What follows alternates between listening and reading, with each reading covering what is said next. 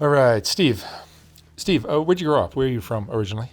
So I was born in Minneapolis, Minnesota, 1970, and I was born in an unwed mother's home.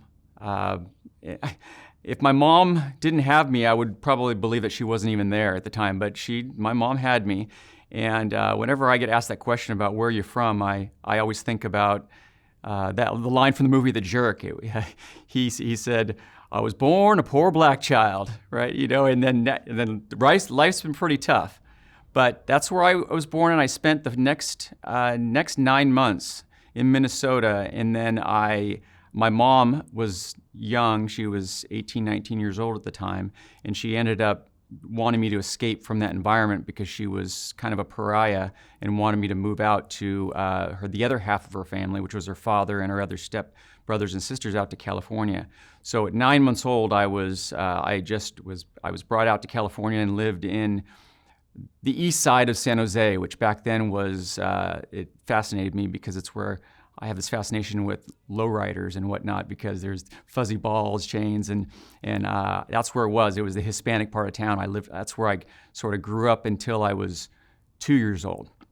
And who raised you mostly? Your mom? So it was my mom with brothers and sisters and my father, but she couldn't handle the job. She was working multiple jobs.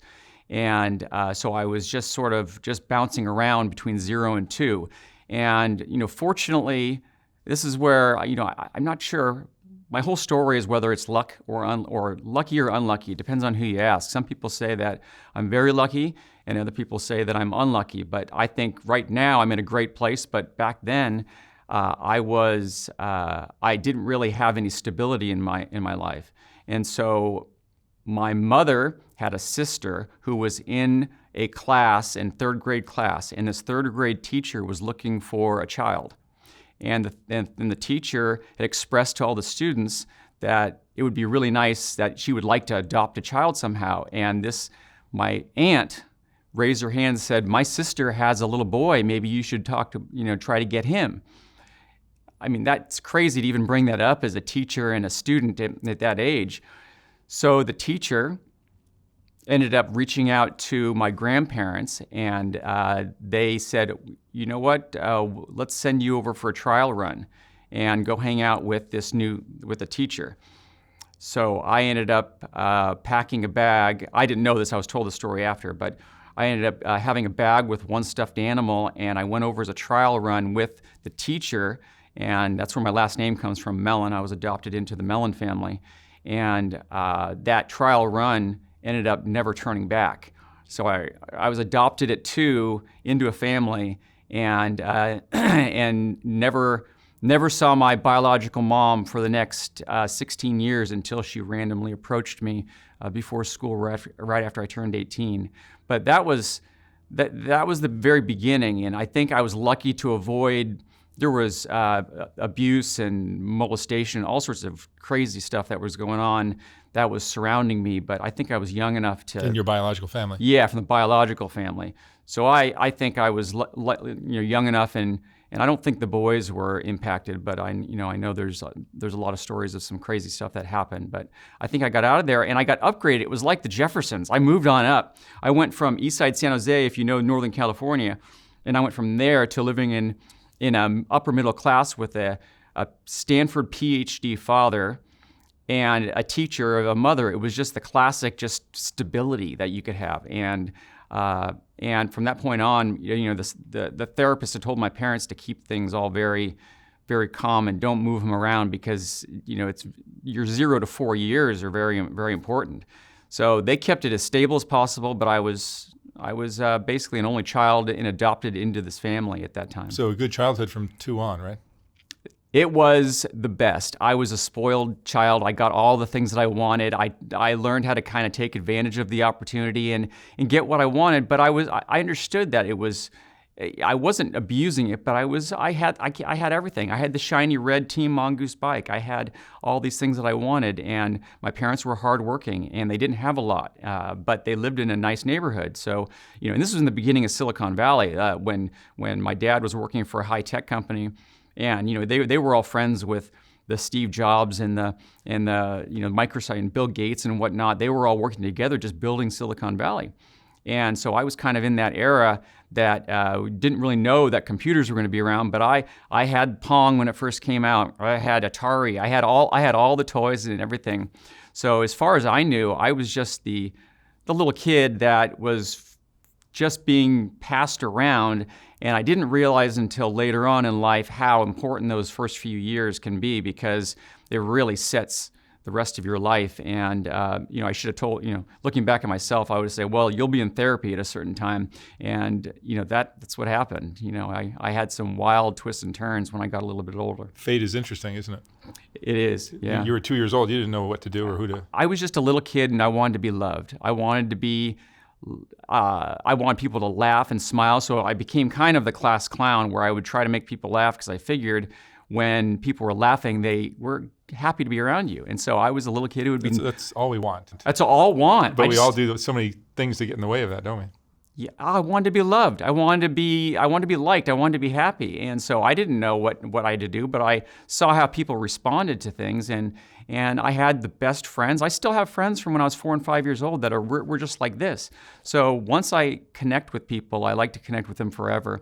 The good ones. The bad ones, I have to, we move on, of course. But I had from 0 to 18, or from 2 to 18 was a perfect childhood. I became a surfer, and I fell into that category and I was a really good baseball player, and so I was the star pitcher.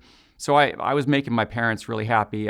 My grades, I just did enough to get by, but it's kind of a curse when you score really, really high on academic tests when you're a little kid, because I scored at the top percentile, so they put me in these accelerated learning programs.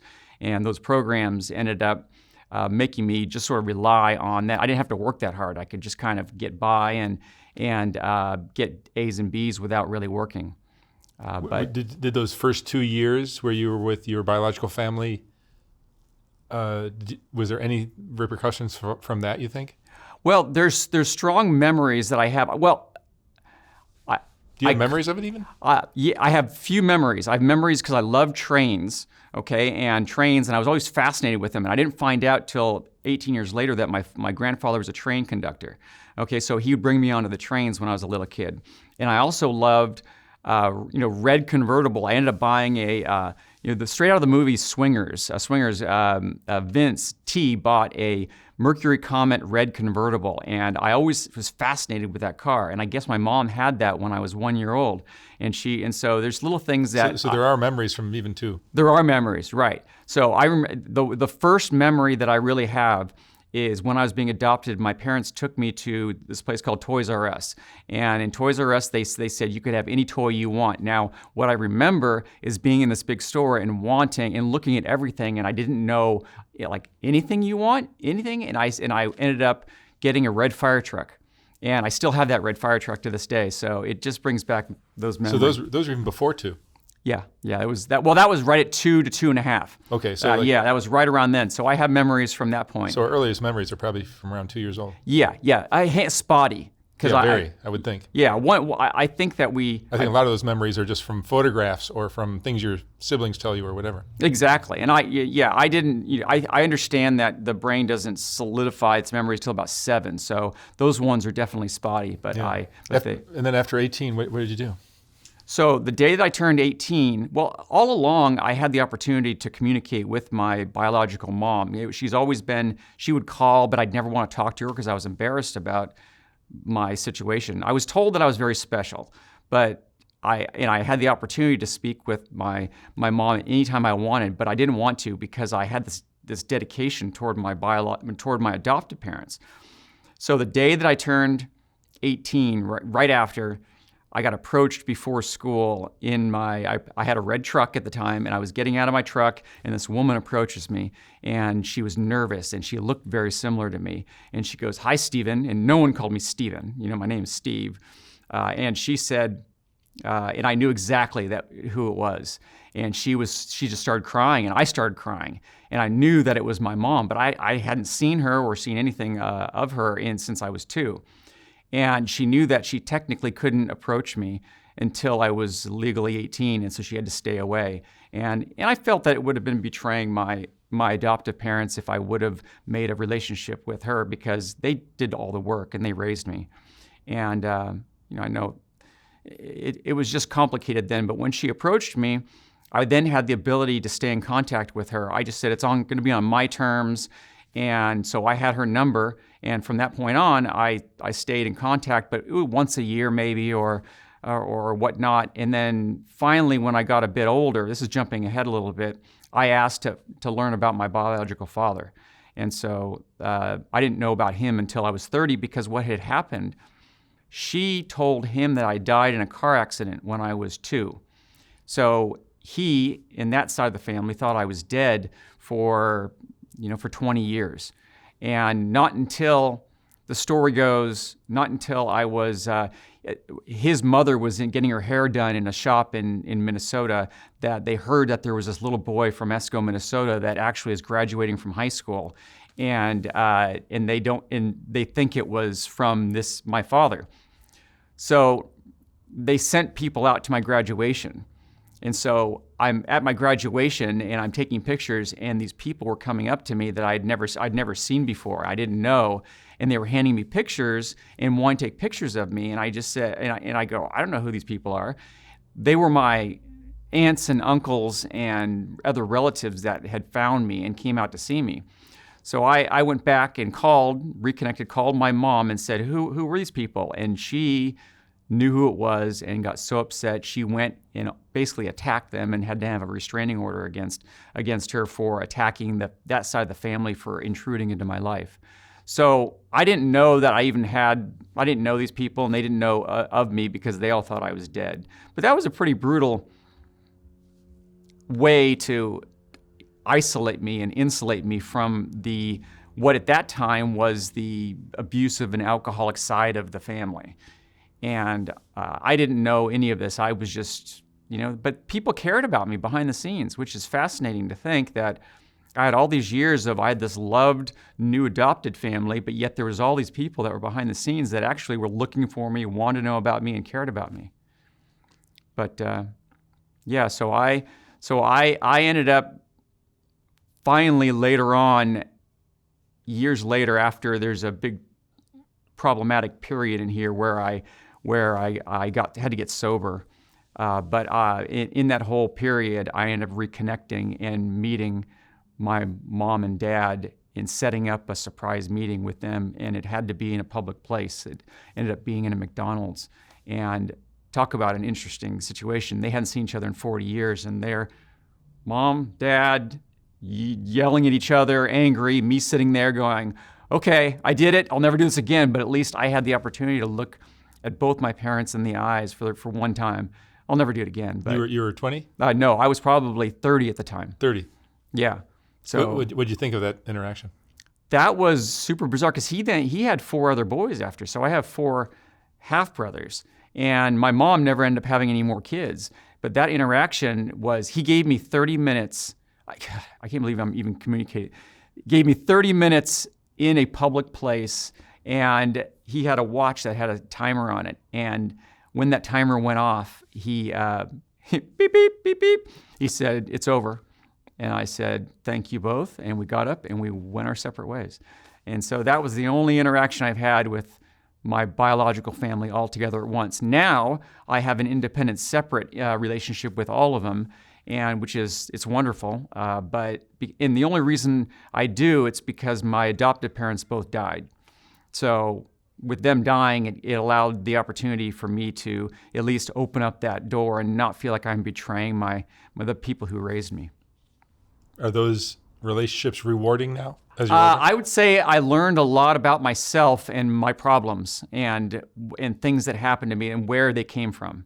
So it's the nature versus nurture. It's just, what did I pick up? And I can clearly see the bad things that I picked up from both sides, the wild side of me. And I had a pretty wild side. It was the fun party. I never hurt anyone, but I was destructive to myself. I liked to party and have a good time, and I never said no. Was it alcohol that you? Alcohol was the main problem. And that was something you probably inherited from somebody? That's what I inherited from the father's side. And then the mother's side, there was a pain med addiction that she had from back surgery. So you couple those two things together, and then when I'm a teenager who wants to be liked, and you find out that you go to parties and it breaks down the ice, and I could talk to girls and I could do all that. The alcohol was sort of that lubricant, and that you can't lubricate that, and you can't do that for extensive period of times because it catches up to you.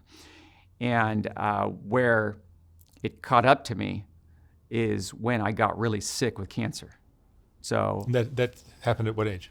That happened at 37. 37. Yes. So at 37, I was having discomfort in my abdomen, and I didn't know what it was. And I went to my primary care physician, and 3 separate times they said it was stress because I had a new baby at the time. I had a new job. I had all sorts of stuff going on in my life. So they gave me Protonics and said, this is what you need to kind of help you get better. Well, then they thought I had an ulcer after that. It wasn't the ulcer. So then I went to the emergency room 9 months later, and they saw a mass at my junction of my esophagus and my stomach. And that day was in January of 2008. So it was a couple weeks before my 38th birthday. And they came out and they said, you've got cancer. And so I said, oh shit, like, what do you mean? You know, that's that moment when you just kind of go, well, what do you mean? And they go, well, we think you have pancreatic cancer. And I had some friends in the room at the time, and I didn't know what that meant at all. And I just knew that cancer, lose your hair, chemo, go through all of that.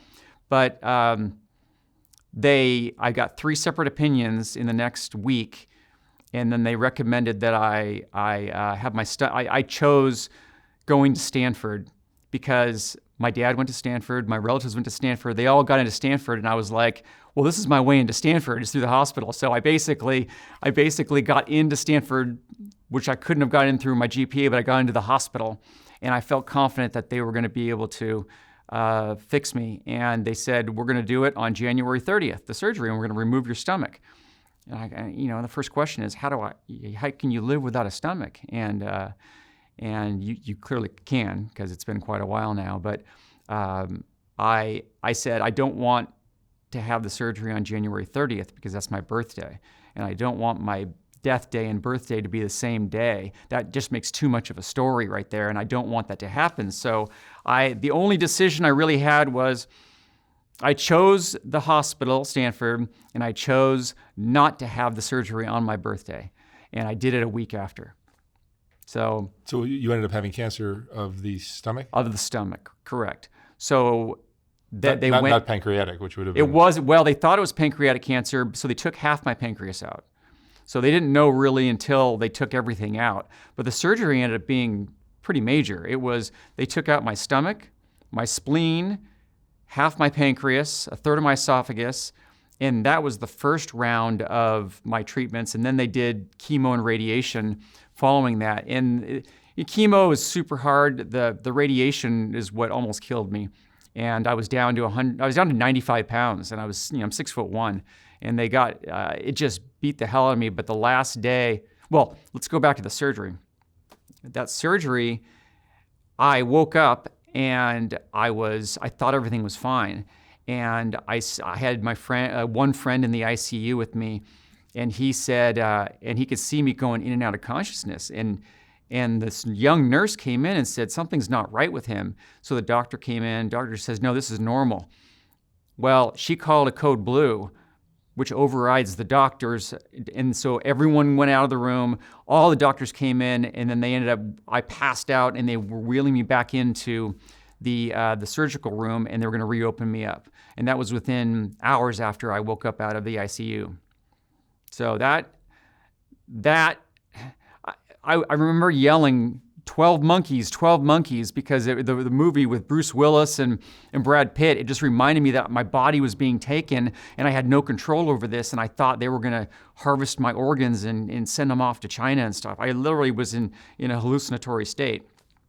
So they knocked me out, and I woke up once or twice over the next week, but they had sedated and put me on a breathing tube, and and they had to just heal the leak, and so I woke up a week later strapped to the bed.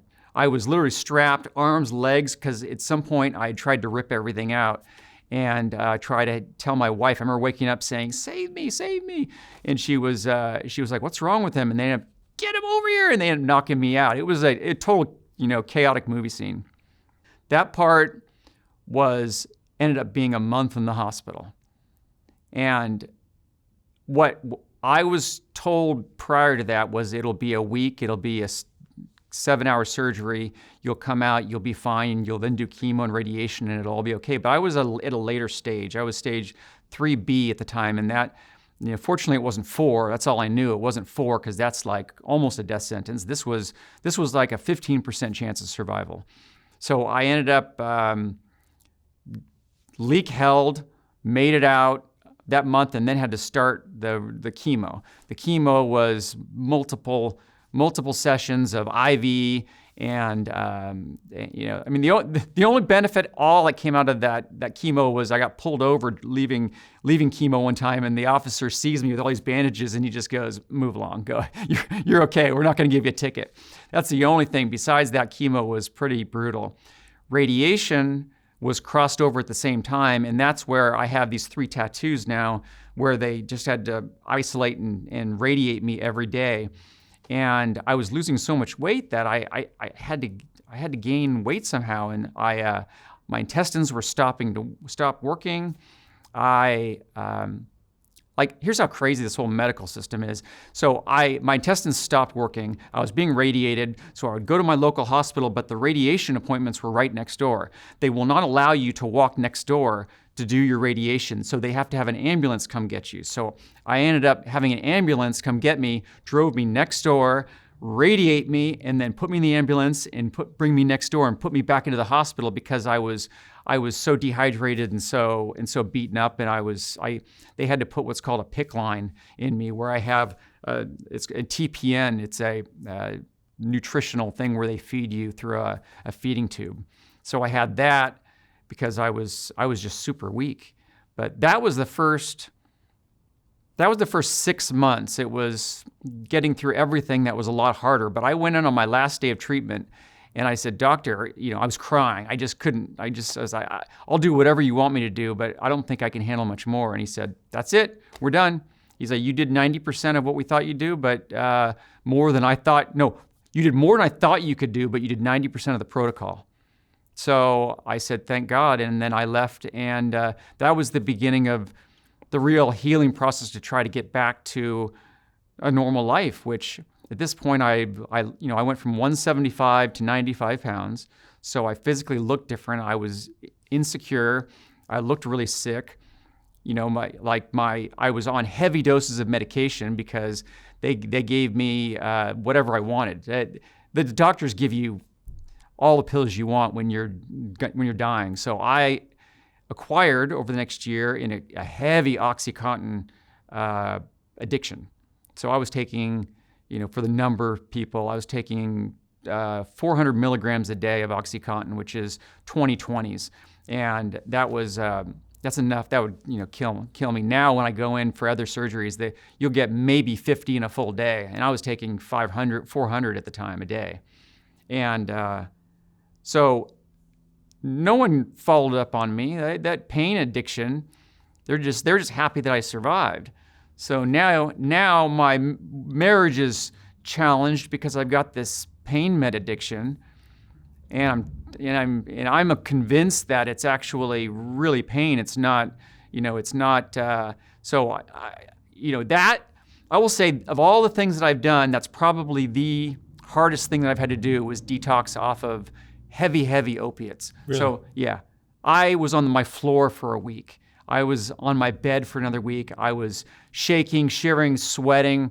I had a month of pain and suffering. So all these drug addicts that I've interviewed in the past are probably not exaggerating. Not exaggerating at all. And I don't know how they keep on going back and doing it. Like, I know the withdrawal, and I know when it's going to. And so I've had to go through withdrawal 3 times now over the past 15 years. But that first time going from, I had them wheel me into the hospital 48 hours after I took my last pill, and I thought I was dying. And they gave me a shot of Dilaudid, and I popped right up, and I'm going, fuck, I'm an addict. I just knew it right there. So all your interviews, I see what a fine line it is between a few choices to end up in one direction, and then this choice. And the reason why I had something to live for. I had a child, and she was 1 year old, and I didn't want to lose her.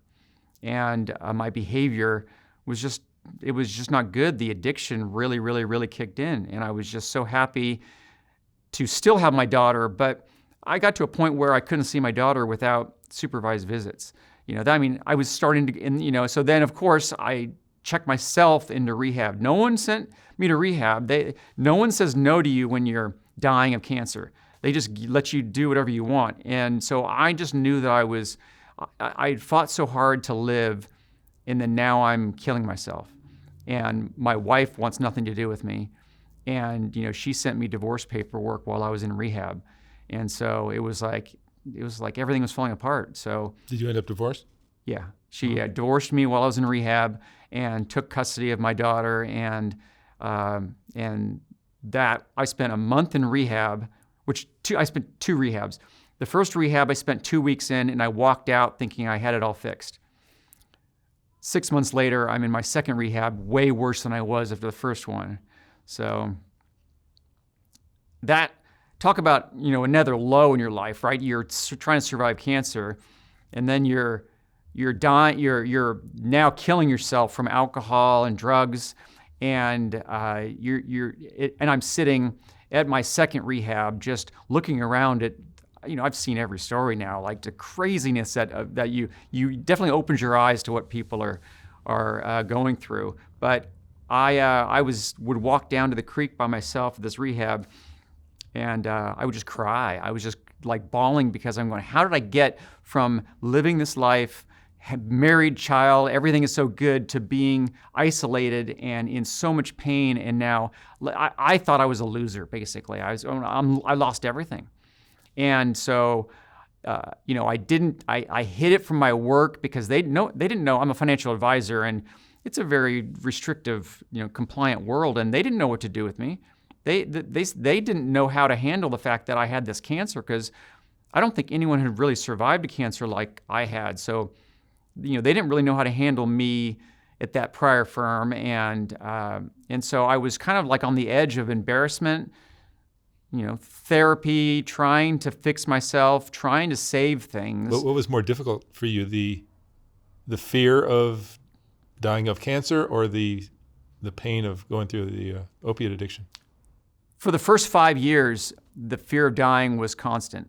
And so that's what fueled I'm going to do it my way, the Frank Sinatra way. I'm just going to, my way. I'll just drink and party and have a good, I'm not hurting anyone, but I became just a mess at home.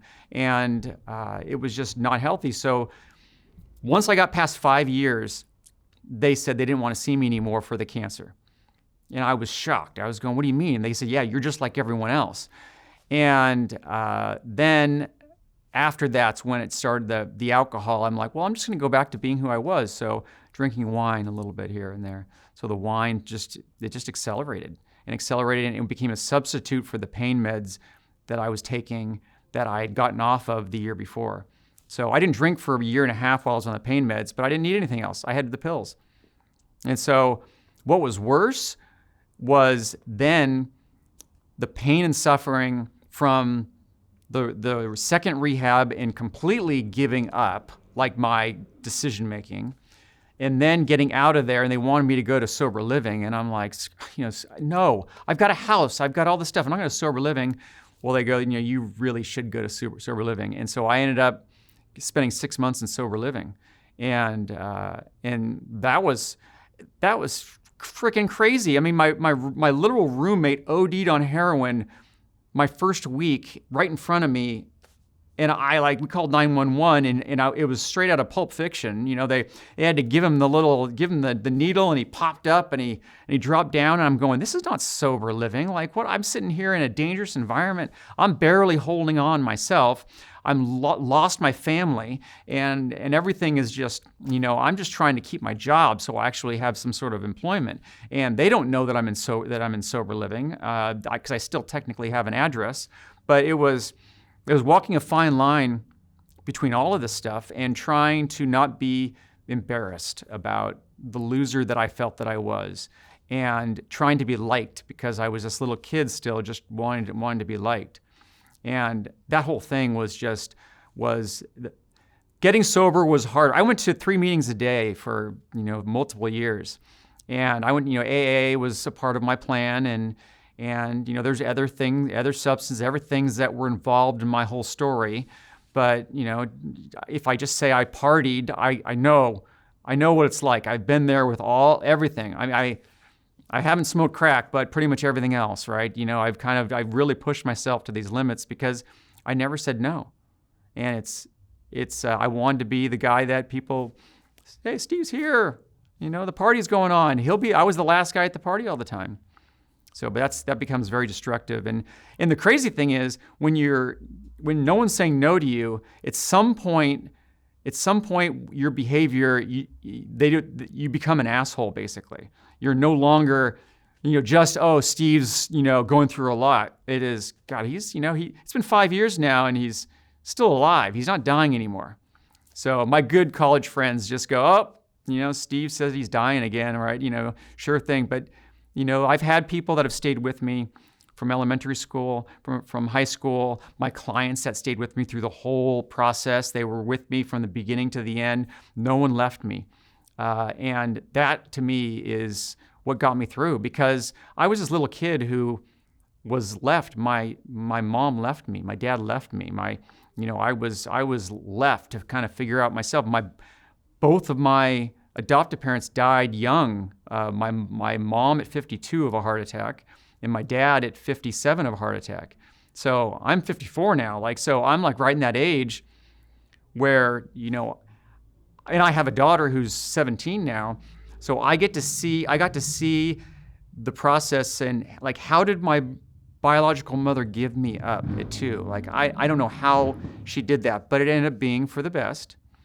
And then how did I live and both my parents died that raised me, and now I'm right in that zone where I'm trying to give back and just be happy and enjoy today. And that's what I'm just doing, just today. Today is a great day. So you've been out of the woods now for how many years? So it's been a little over 16 years that I've been, but the challenge is I got remarried to my high school sweetheart. She was my first, okay? She's, and I did write a book about all this stuff, and this is in the book, and it's written on paper, so I can say it. She was my first, and she's my last, okay? So we're still married, but we reconnected. What is the title of your book? Killer Graces. And Killer Graces was the name of the first racehorse that I ever purchased. And that was 12 years ago. You're into horse racing? Yeah, I have multiple horses. But I did that because I was looking for some sort of excitement in my life. I wanted to live and I wanted to do for now. So I bought into this horse, and I invited anyone to show up to my first race at Hollywood Park. And the only person that showed up was my high school first. Her name's Tanya. She's in the book, okay? She was engaged to a billionaire at the time. So they came to the race, and then me and my ex-wife, the 4 of us, and my horse won. It's a stakes race, which is a high-quality race. I didn't know what I was doing. I was just trying to have a good time. This horse wins this race, $100,000 race. I'm cheering, and all of a sudden, I became the big man for a second. Billionaire schmillionaire. I was the man for that moment. And I go, I kind of like this. This is pretty cool. So I got more into horse racing, but that horse in that particular day connected so many people and so many things that I am now married to that woman that was with me on that race today. And we've been married. Yeah, we were married 6 years. We've been dating for 10 years. My first date was I had to get a pass from sober living. And they're like, you shouldn't go. And I flew down to San Diego, and I went to opening day of Del Mar horse races. And Tanya and I went to that race, and that was date number 1. since I had seen her since high school. And so it'd been 25 years, and so we've been together ever since. But we got married like 5-6 years ago, and so it's freaking amazing how good things are right now. And that's why I say, luck. Do I believe in luck, or is luck like it's really your perception or your perspective of it? Is people will say, "Boy, you're really unlucky, to have all those things happen to you," and I'll go, well, I'm also lucky, but am I blessed, or did I put myself in those situations to create the luck?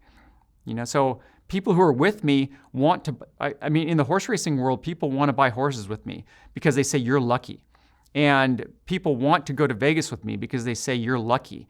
And I go, am I really lucky? I carry Lucky Charms around with me and whatnot. And I feel that I just want to believe in positivity in these things. And in that way, these things sort of manifest themselves. They kind of happen if you put yourself in the situation. So you have to leave your house to make things happen. And I'm out there. I'm a financial advisor. I've got like a ton of titles: horse race owner. I'm an author, financial advisor. I'm a father. I'm a husband. I'm a son. I'm a stepfather. You're cancer survivor. Cancer survivor.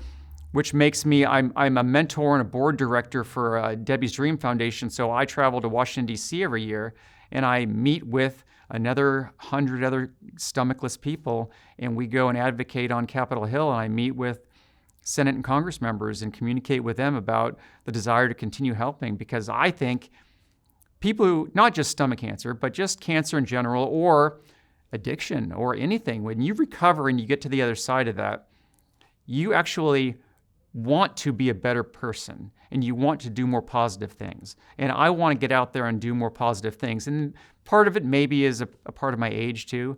You just get to that point and you see your kids turn to be teenagers, and which, is a good and bad thing. They can be a pain in the butt, but it's the best thing ever. How old do you know? I'm 54. 54. Now. Yeah, 54. So all I wanted to do was see my daughter grow up.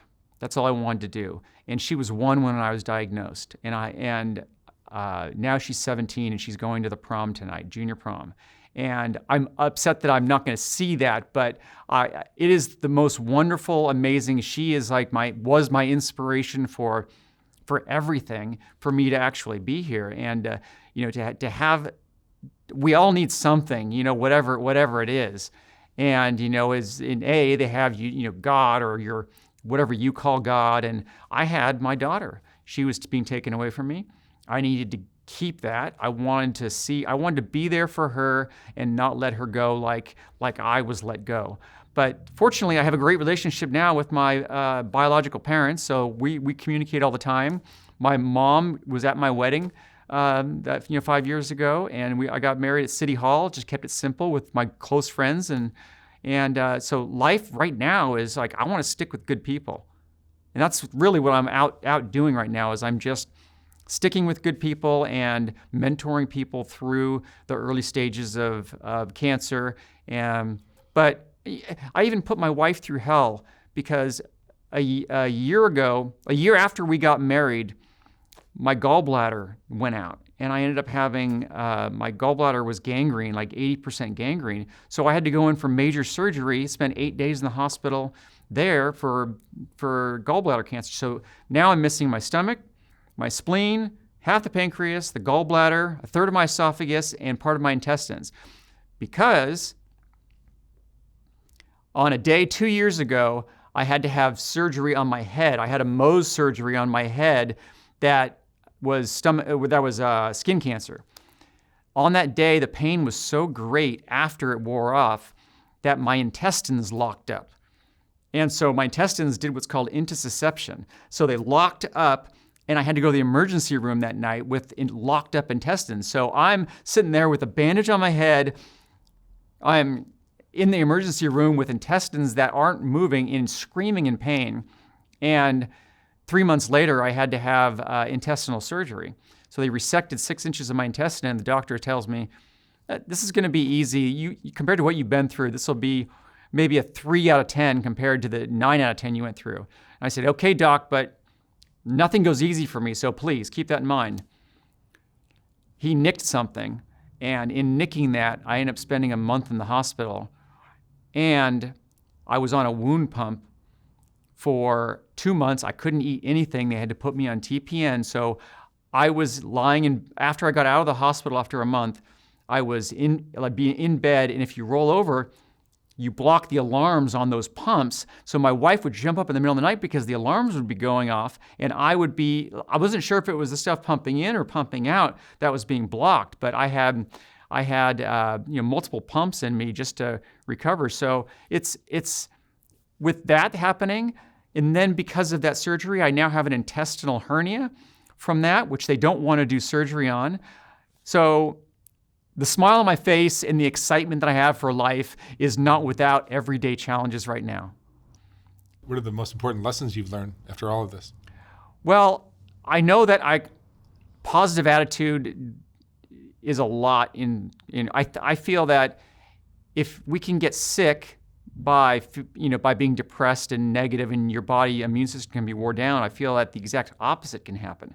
So if you're positive and optimistic and you have hope in something, I think that it can help heal your body better.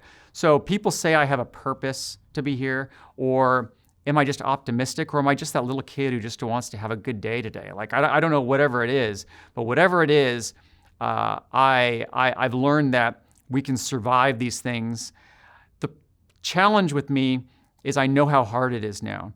And so it's my job to kind of like be that beacon of hope, but not really tell how bad it really, really was, because it was really, really, really bad. Every hour of every day was throwing up, was, like looking for any solution for pain and relief. And that went on for years. And now I'm living my life that I can. And even I was in Vegas this last weekend. I do all sorts of fun. I'm part of a surf resort in Panama. I own racehorses. I have all sorts of things going on. But I was in Vegas this past weekend, and I got lucky. I won some money in Vegas. But I came back on the day after, and my intestines stopped again. This is on Monday. And so my wife and I are trying to figure out how to fix this versus going to spend another 10 days in the hospital. So we did some probiotic stuff. We kind of starved my body. We ate bananas, and I feel so bad that I put the stress through my family, because I already did that once before and I lost a marriage and whatnot. Fortunately, my ex-wife and I are good. We communicate now, so I've been able to preserve that. My daughter and I's relationship is phenomenal. My wife, I love more than anything. She's just been right there for me, but I feel guilty about what I put other people through, because I don't want to hurt other people. If I get hurt, I'll deal with it. Or if I abuse myself, that's what I used to do. But I'm no longer abusing myself. I've been sober for 11 years on May 2nd. And so that's given me, I had a whole anxiety problem my entire life. I had social anxiety. I couldn't speak in front of people or do anything. And I went to therapy for 17 years trying to figure out how to fix this thing. Well, I could have saved all of that therapy just by understanding where I came from in the foundation and then quitting drinking and doing drugs. Like that really was what would have worked for me, because drinking only temporarily fixed the problem.